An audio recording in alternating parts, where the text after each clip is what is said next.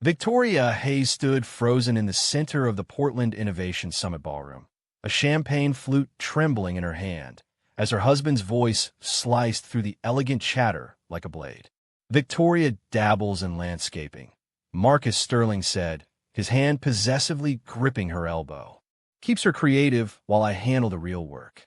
The circle of tech executives and investors laughed, polite, dismissive sounds that made Victoria's stomach clench. She just spent 5 minutes explaining biophilic design principles, describing how integrating natural systems into urban infrastructure could reduce energy costs by 30% while improving community mental health. She'd cited studies, referenced her graduate thesis, spoken with the passion of someone who'd spent years mastering craft. And Marcus had reduced it all to dabbling, to landscaping, to a hobby that kept the wife occupied.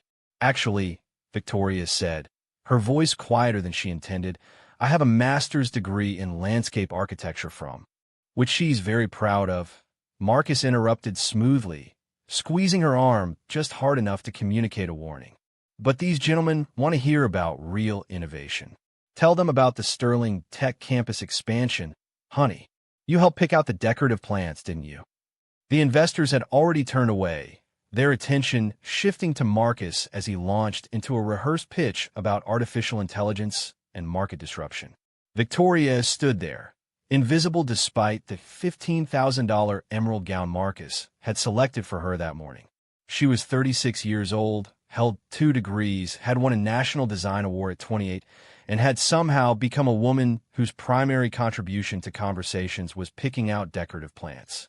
She set down her champagne glass with deliberate care, terrified that if she held it any longer, she might throw it.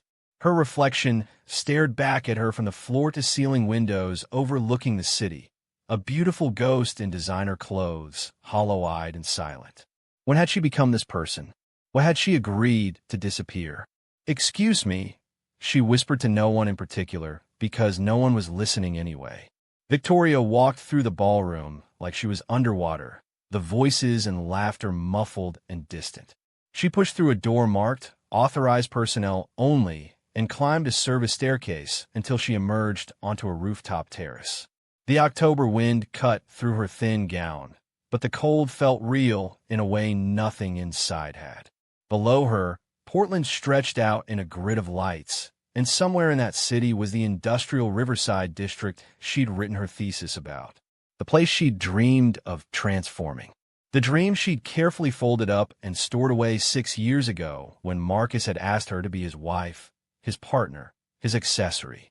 "The view's better up here," a man's voice said from the shadows. "So, are the conversations?" Victoria spun around, her heart hammering. A man in his late 50s stood near the rooftop's edge, distinguished in an understated way that suggested real power rather than performed wealth. His suit was expensive, but not flashy, and he was watching the skyline rather than the party below. "I'm sorry," Victoria said. "I didn't realize anyone else was up here. I'll go. Please don't." He turned to face her, and his eyes held something she hadn't seen directed at her in years: genuine interest. "I've been hiding up here for the past 20 minutes, and I'd welcome the company of someone else who finds these events insufferable." Victoria laughed despite herself, a real laugh that felt foreign in her throat. "That obvious? You look like you were considering jumping." He extended his hand. "Julian Cross." The name registered like a thunderclap. Julian Cross. The Julian Cross. The billionaire investor who'd made his fortune in sustainable infrastructure, who was famously private, who funded projects that actually mattered rather than just generated returns. Victoria had read articles about him in graduate school, had studied his approach to urban renewal, had never imagined she'd be standing on a rooftop with him. "Victoria Hayes," she said, shaking his hand and using her maiden name without thinking. It felt like reclaiming something. "Hayes," Julian repeated thoughtfully. "Not Sterling. Sterling is my married name. Hayes is who I was before." "And who were you before, Miss Hayes?" The question was so direct, so genuinely curious, that Victoria found herself answering honestly. "I was a landscape architect. I designed ecological corridors, urban green spaces that served as both infrastructure and community gathering places. I had this whole vision for the old Riverside rail yards, the abandoned industrial site on the east side. I wrote my thesis about transforming it into an integrated water filtration system with native gardens and public spaces. It was going to be my first major project. I got married instead. My husband needed a wife who could host dinners and attend galas and look good in photographs. Apparently, landscape architecture didn't fit the schedule. Julian was quiet for a moment, studying her with an intensity that should have felt uncomfortable but somehow didn't. The Riverside Rail Yard's thesis. I read it. Victoria's breath caught. You what? 4 years ago, I bought the Riverside site with the intention of developing it, and my team compiled every proposal, study, and academic paper written about the location. Yours was the only one that understood the site wasn't just real estate. It was a story about what happens when industry abandons a community and what's possible when design serves people instead of profit margins. You read my thesis, Victoria repeated, unable to process this information. Her work, the thing she'd poured her heart into, the vision Marcus had dismissed as a hobby, Julian Cross had read it. Julian Cross remembered it. I've been looking for the right person to lead the Riverside restoration for 2 years, Julian said. I need someone who sees the potential beyond the property value. Someone who understands that green space isn't decoration. It's infrastructure that heals. He pulled a card from his jacket pocket and held it out. Submit a formal proposal. Show me what you do with a $40 million budget and complete creative control. Victoria stared at the card like it might evaporate. I haven't practiced in 6 years. I don't have a current portfolio, no recent projects, no. You have vision. Everything else can be rebuilt. The question is whether you want to rebuild it. Before Victoria could respond, the rooftop door burst open and Marcus appeared, his expression a carefully constructed mask of charm that didn't reach his eyes. There you are, darling. I've been looking everywhere. His gaze shifted to Julian, and something like calculation flickered across his face. Mr. Cross, what a pleasure. I didn't realize you were attending tonight. I wasn't planning to, Julian said mildly. But I'm glad I did. Your wife and I were just discussing urban development. Marcus laughed, the sound forced and patronizing. Victoria does love to talk about her gardening ideas. Mr. Cross, if you're interested in infrastructure investment, I'd love to discuss some opportunities with Sterling Tech. We're pioneering AI solutions that could revolutionize. I'm more interested in Ms. Hayes's expertise, Julian interrupted, his tone polite but firm. We were discussing a project. Victoria watched Marcus's jaw tighten almost imperceptibly, that tell she'd learned to recognize over 6 years of marriage. He was furious but couldn't show it, not in front of someone as powerful as Julian Cross. Instead, he wrapped his arm around Victoria's waist, proprietary and possessive. That's very kind of you to humor her, Marcus said. But I'm sure you have actual business to discuss with people who understand these things. Come along, Victoria. The senator wants to meet you. Julian's eyes met Victoria's, and in that moment, she saw something that looked like understanding. Like recognition. Like he knew exactly what was happening and was giving her a choice. The card was still in his outstretched hand. Victoria took it. Her fingers closed around the thick cardstock, and it felt like grabbing a lifeline. Thank you, Mr. Cross. I'll be in touch. I'll look forward to it, Miss Hayes. Marcus steered her toward the door, with barely controlled tension radiating from his grip on her waist. They descended the stairs in silence, but the moment they reached the parking garage and the valet brought Marcus's Tesla around, the mask shattered. What the hell was that? Marcus demanded, pulling out of the garage with enough speed to make the tires squeal. You're up there pitching yourself to Julian Cross? Making me look like I can't control my own wife. I wasn't pitching anything. We were just talking. You use your maiden name. You told him you're a landscape architect. You embarrass me in front of one of the most influential investors in the Northwest. Victoria stared out the window at the passing city lights. I didn't realize my education was an embarrassment. Don't play naive. You know how this works.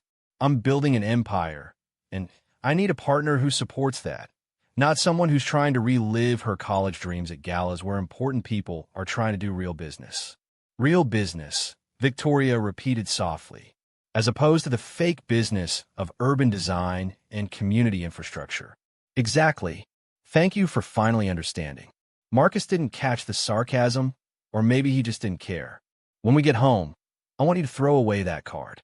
Julian Cross is not interested in your garden ideas. He was being polite because he doesn't want to offend me. But when they arrived at their penthouse 40 minutes later, Victoria didn't throw away the card. She held it in her palm like a secret as Marcus poured himself scotch and complained about the networking opportunities she'd ruined. She held it as he told her she was lucky to have the life he'd given her, that most women would be grateful. She held it as he finally went to bed, leaving her alone in the vast living room with its million-dollar view and its suffocating silence. Victoria walked to the storage closet in the hallway, the one Marcus never opened because it held things he considered beneath notice.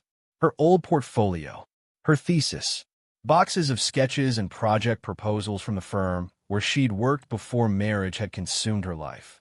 She pulled out the thesis first, blowing dust off the cover. Riverside Restoration, Transforming Industrial Wastelands into Living Ecosystems by Victoria Hayes. She'd been 27 when she wrote this, passionate and certain and alive. The woman who'd written these words had believed she could change the world one thoughtfully designed green space at a time. What had happened to her? Marcus happened, not all at once, not with cruelty or violence, just with 1,000 small moments of dismissal. A launch party on the same night as her big presentation. An emergency business trip during her site visit. Subtle suggestions that her work made him look small, that successful men needed wives who elevated rather than competed. The gradual realization that loving Marcus meant erasing herself. Victoria opened her laptop for the first time in months for something other than online shopping. She pulled up satellite images of the Riverside rail yards. 32 acres of rusted infrastructure, abandoned warehouses, and contaminated soil. But underneath the decay, she could see the potential. The old canal system that could be cleaned and repurposed. The natural watershed patterns. The surrounding neighborhood that desperately needed green space and community gathering places. She began to sketch, her hand remembering movements her brain had tried to forget. Water features here, native plant gardens there, community pavilions that could host farmers markets and outdoor concerts, playgrounds designed with natural materials, walking paths that connected neighborhoods currently divided by industrial waste. She worked until her eyes burned and her fingers cramped, and when she finally looked up, dawn was breaking over Portland. Marcus found her there in the morning, surrounded by sketches and research papers, still in her evening gown. "What are you doing?" he asked, coffee in hand, his tone already irritated. "Working on a proposal." "A proposal for what?"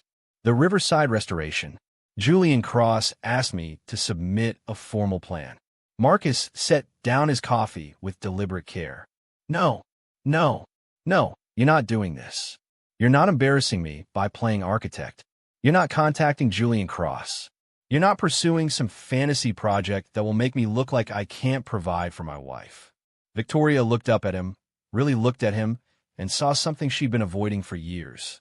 Marcus didn't love her. He'd never loved her. He loved the idea of her, the beautiful, accomplished woman he could display at events and then dismiss when she became inconvenient. He loved controlling her, reshaping her, making her smaller so he could feel bigger. "This isn't about you," Victoria said quietly. "Everything about you is about me. That's how marriage works. I built this life. I paid for this penthouse. I gave you everything you have, except myself." Marcus's expression hardened. "If you pursue this ridiculous project, Victoria, there will be consequences. I'll make sure of it."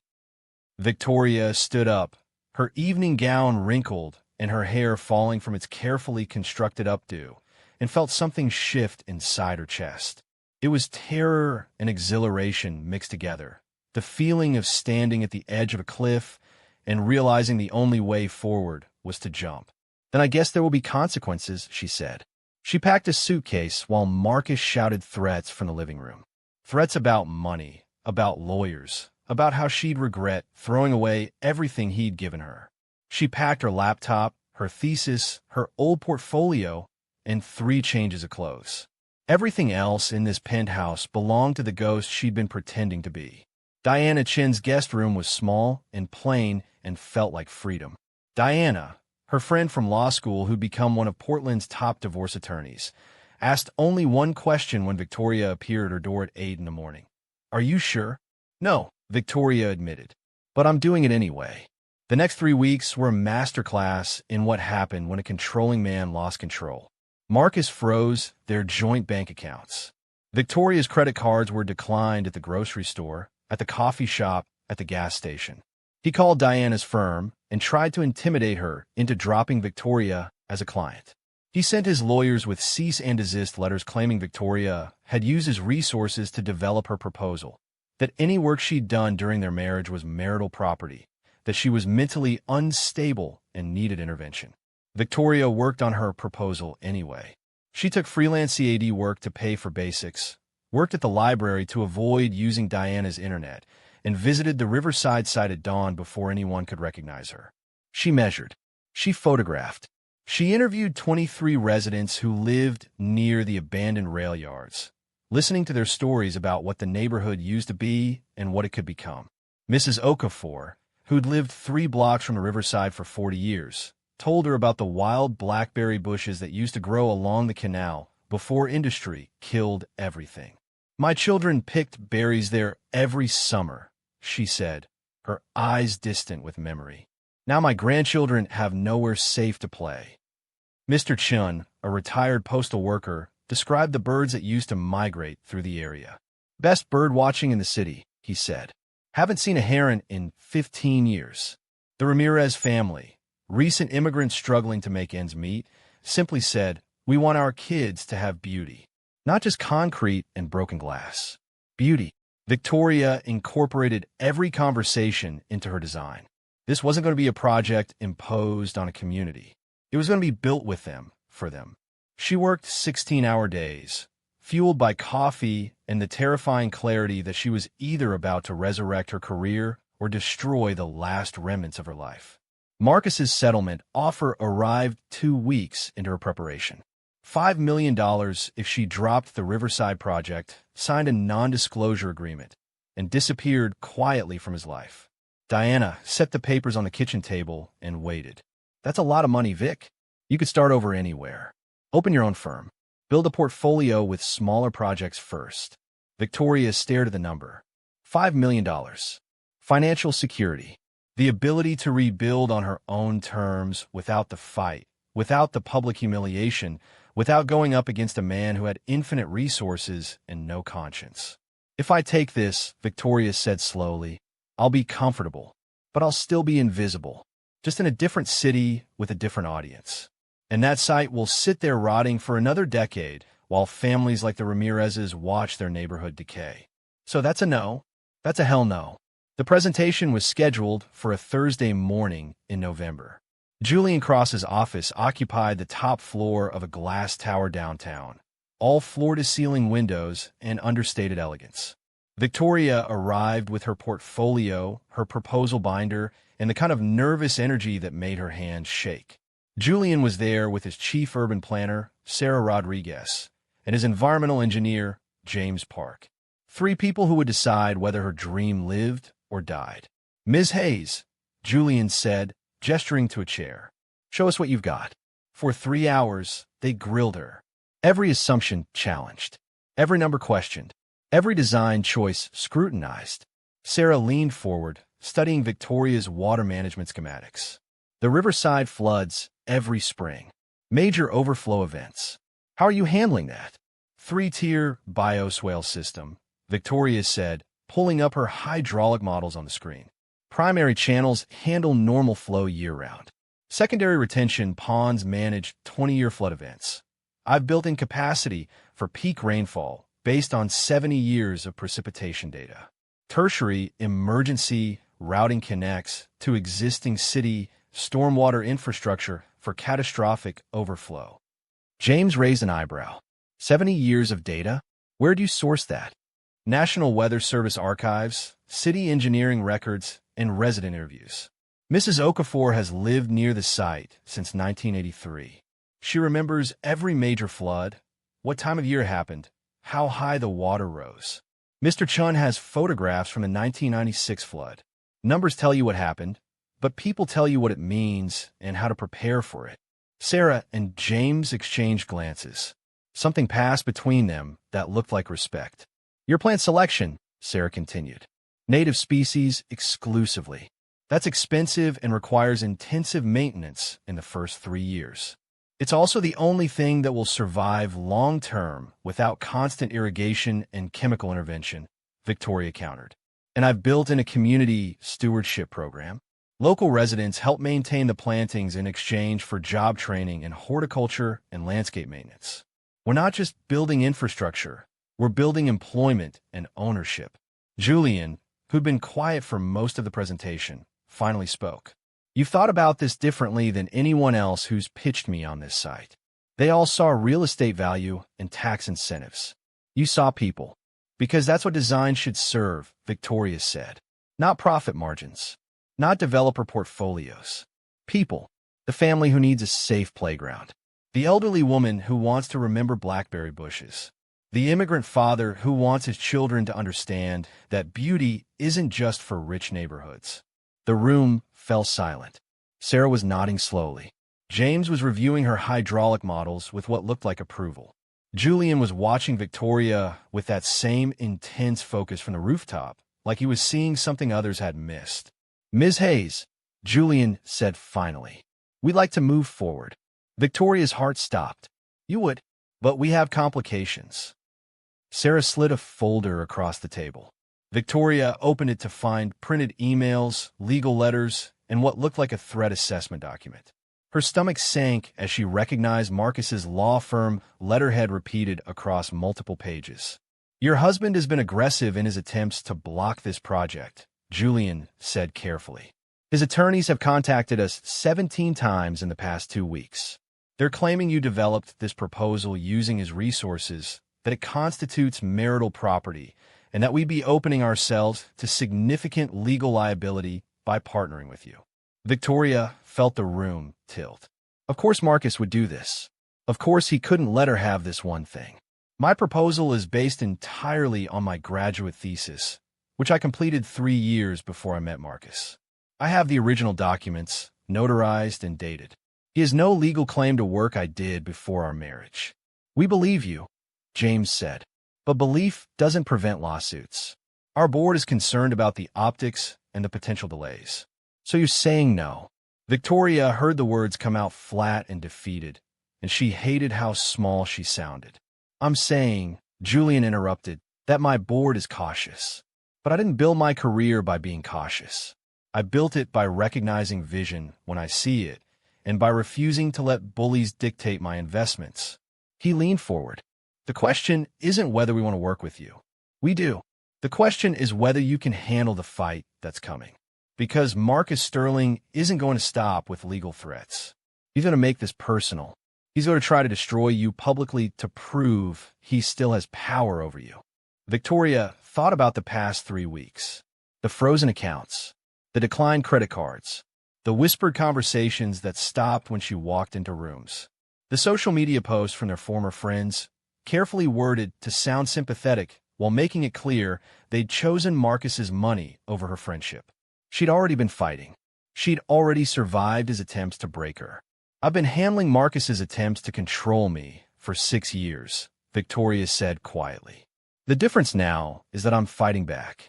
So yes, Mr. Cross, I can handle whatever he throws at me. Because for the first time in a long time, I'm fighting for something that matters more than comfort or safety or keeping the peace. Julian smiled, and it transformed his face from intimidating to almost warm. Then let's give him a fight worth watching. The partnership agreement took 2 weeks to finalize. Diana negotiated terms that made Victoria's eyes water. 40% equity, complete creative control, community oversight committee with veto power on major decisions, and a clause that explicitly stated Victoria's intellectual property predating the marriage was solely hers, with documentation that would shred any legal challenge Marcus attempted. "This isn't charity," Julian told her the day they signed. "This is partnership. I'm investing in your vision because I believe it's going to transform not just the Riverside, but how this entire city thinks about urban development. Don't thank me. Prove me right." Marcus's response was immediate and vicious. He leaked the story to tech blogs and local news outlets, painting Victoria as an unstable woman having a breakdown, pursuing a vanity project despite her successful husband. He contacted every major architecture firm in Portland and Seattle, warning them that Victoria was difficult to work with, unreliable, mentally fragile. He offered Diana's law firm a $1 million contract if they dropped Victoria as a client. Diana's response was to take Victoria's case pro bono and countersue Marcus for financial abuse and harassment. But the real turning point came from an unexpected source. Victoria had been working late at Diana's apartment, refining construction timelines, when she got a text from Mrs. Okafor. Channel 12 News is here asking about the project. Should I talk to them? Victoria's first instinct was panic. Media attention meant more opportunities for Marcus to control the narrative. But then she remembered what Julian had said about fighting back, and she made a decision. "Tell them the truth," she texted back. "Tell them what this project means to you." The segment aired 2 days later. Mrs. Okafor, Mr. Chun, and the Ramirez family standing in front of the abandoned Riverside site, talking about Victoria's vision, about how she'd spent hours listening to their stories, about how she'd incorporated their memories and hopes into the design, about how this was the first time anyone had asked them what they wanted instead of telling them what they'd get. "Ms. Hayes sees us," Mrs. Okafor said directly to the camera, "not as problems to be managed or poor people to be displaced, as human beings who deserve beauty in our lives. That's why we're supporting her project. That's why we're fighting for her." The video went viral. Local news picked it up, then regional outlets, then national. Suddenly, the narrative wasn't about a housewife having a breakdown. It was about a community fighting for dignity and an architect brave enough to fight with them. The Portland City Council member representing the East Side District tweeted his support. A petition demanding city approval for the Riverside restoration gathered 15,000 signatures in 3 days. Architecture students from the university organized a rally outside Julian's office, holding signs that read, "Let her build and design for people, not profit." Marcus's empire began to crack. 3 major clients dropped Sterling Tech, citing concerns about his judgment and character. Tech blogs that had originally run his version of the story published corrections, highlighting his pattern of professional intimidation. His board called an emergency meeting, and his attorneys quietly suggested that continuing to fight Victoria might do more damage than conceding defeat. The lawsuit was dismissed on a Thursday morning. Diana called Victoria with the news while Victoria was at the Riverside site, meeting with the construction crew that would break ground in 2 weeks. "It's over," Diana said. Marcus's attorneys withdrew everything. The intellectual property claim, the harassment allegations against us, all of it. They're recommending he agree to divorce terms and move on. Victoria stood in the middle of 32 acres of possibility, surrounded by rust and concrete that would soon become gardens and water features and gathering spaces, and she felt something she hadn't felt in years. Not just relief, not just victory, but wholeness. Like pieces of herself that had been scattered were finally coming back together. "Thank you," she said to Diana, "for believing me when I didn't believe myself. That's what friends do. Now, go build something beautiful." The groundbreaking ceremony happened on a cold March morning with clouds, threatening rain, and 200 people gathered despite the weather. Victoria stood in a hard hat and work boots, holding a ceremonial shovel that felt both absurd and perfect. Julian was beside her, along with Sarah and James, the city council member, and representatives from every community organization that had fought for this project. But Victoria insisted on something different. Instead of the usual speeches from investors and politicians, she invited Mrs. Okafor to speak first. The elderly woman walked slowly to the microphone, and when she spoke, her voice carried the weight of 40 years of watching her neighborhood decay. I thought I'd die before I saw this place become beautiful again, she said. I thought my grandchildren would grow up thinking concrete and broken glass was all they deserved. But Ms. Hayes listened to us. She saw us. And now we're going to have blackberry bushes again. Thank you for giving us our memories back. Mr. Chin spoke about the birds that would return. The Ramirez family's youngest daughter, barely 8 years old, talked about finally having a place to play that wasn't dangerous.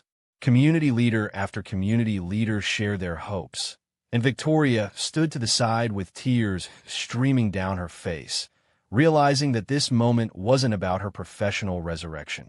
It was about people reclaiming dignity.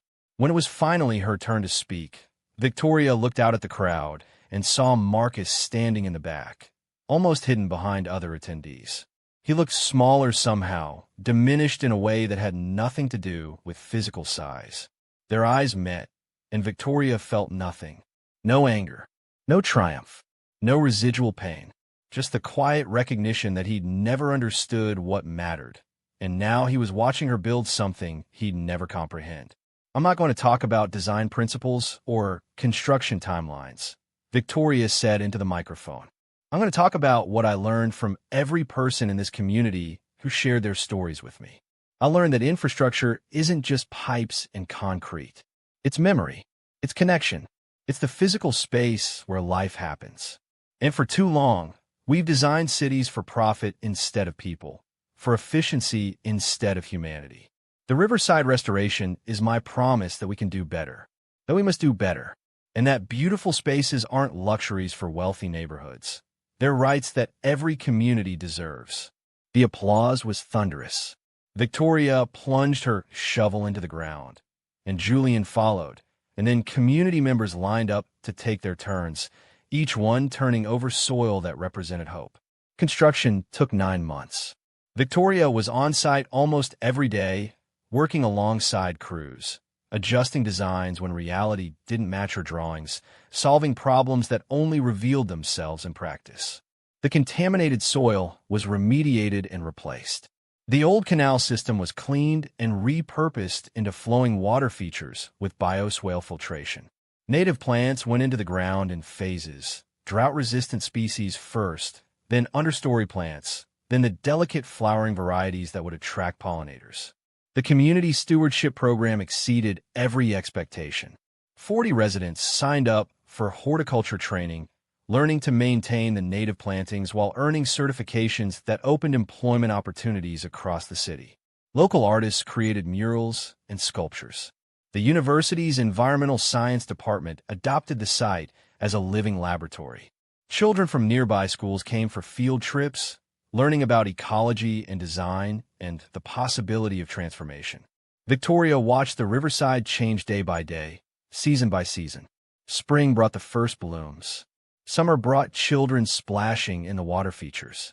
Fall brought the colors she'd carefully planned. The reds and golds of native maples, the purple of asters, the warm browns of ornamental grasses designed to provide winter interest and bird habitat. And through it all, Julian was there, not as a distant investor, but as a genuine partner. He challenged her assumptions, pushed her to think bigger, and defended her decisions when contractors tried to cut corners. He became something Marcus had never been, a collaborator who made her better without making her smaller. The official opening ceremony happened on a September afternoon exactly 1 year after the humiliating gala where Victoria had felt invisible. 3,000 people packed the completed Riverside Restoration, families, officials, press, supporters, and curious residents who'd watched the transformation from behind construction fences. The space was breathtaking. Water flowed through naturalistic channels. Children played on equipment designed to look like it had grown from the earth. Elderly couples sat on benches overlooking gardens that blazed with color. Teenagers played basketball on a court named after a local civil rights activist. The abandoned industrial wasteland had become a living, breathing community heart. Victoria stood at the podium, older and stronger and more herself than she'd been in years, and she thought about the woman who'd stood frozen in a ballroom while her husband dismissed her expertise. That woman felt like a stranger now. This project taught me something I'd forgotten, Victoria said to the massive crowd. That visibility isn't something other people give you. It's something you claim for yourself. For years, I waited for permission to be seen, to be valued, to matter. But the only permission I ever needed was my own. She paused, looking out at Mrs. Okafor, at Mr. Chun, at the Ramirez family, at Julian and Sarah and James, at Diana, who'd fought beside her through everything. Thank you for seeing me when I couldn't see myself. And thank you for letting me see you.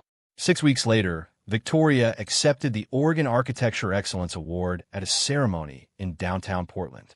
The award recognized innovation, community impact, and design that served human dignity. Victoria wore a simple dress she'd chosen herself, comfortable, elegant hers. When they announced her name, the applause lasted so long the moderator had to gesture for quiet. "I want to thank everyone who couldn't see me," Victoria said in her acceptance speech, and nervous laughter rippled through the audience. "Because their blindness forced me to see myself. It forced me to stop seeking validation from people who were never going to give it and start building something that mattered regardless of their approval." The Riverside restoration isn't just about transforming a physical space. It's about what happens when you stop making yourself small to fit someone else's vision and start building your own. The standing ovation was immediate and prolonged. Victoria stood there, holding an award that represented everything she'd fought for, everything she'd almost lost, everything she'd reclaimed. Later, she would learn that Marcus had been forced out of Sterling Tech entirely, that his company had been acquired and dissolved, that he'd moved to San Francisco to pursue new opportunities, which was wealthy person code for fleeing failure. But in that moment, Victoria didn't think about Marcus at all. She thought about the 8-year-old girl she'd met at the Riverside last week, sketching the water features in a notebook, who'd told Victoria she wanted to be an architect when she grew up. "Like you," the girl had said with absolute certainty, "I want to build beautiful things for people who need them." That was legacy. That was impact. That was worth more than any amount of money or status or approval from people who measured worth in dollars instead of dignity. Victoria walked off the stage and into the rest of her life, visible, valued, and finally, completely herself. If this story touched something in you, if it reminded you that it's never too late to reclaim who you are, then I want to ask you something. Hit that subscribe button right now, because every week we share stories about transformation, about courage, about people who refuse to stay invisible. Drop a comment below and tell me about a time you chose yourself over someone else's expectations. And smash that like button so this message reaches someone who needs to hear it today, someone who's waiting for permission they already have. Because maybe, just maybe, your story of reclaiming yourself will inspire someone else to do the same. The comments section is waiting for you. What will you build when you stop asking for permission?